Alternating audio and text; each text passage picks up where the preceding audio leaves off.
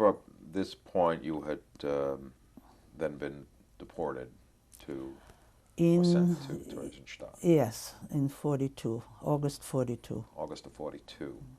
Well, tell us a little about that and how that came about. Well, that went sort of alphabetically. And my name started with F, so I was one in the first few transports. It was the fourth transport that went from Vienna to Theresienstadt. And we had to report to a certain school. We were allowed to bring one suitcase each.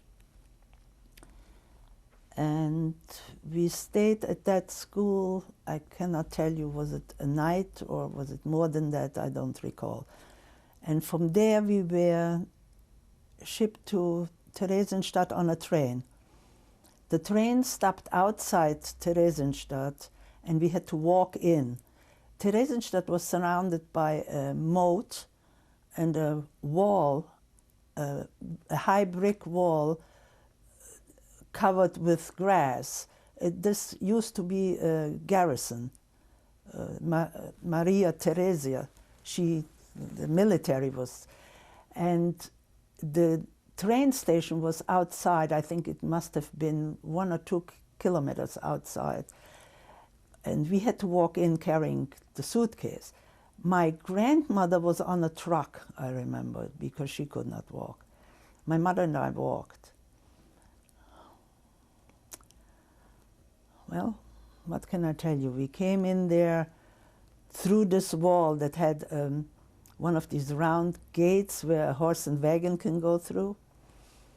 And we were collected in a certain place, made to sit down on the floor. And I remember sitting there crying. And I said to my mother, I think I saw people stealing things that were laying around. And I said to her, I will never survive this.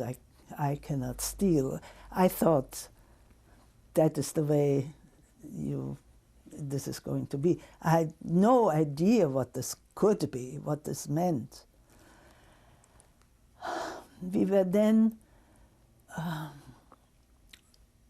how this went by lists or names, I really don't know.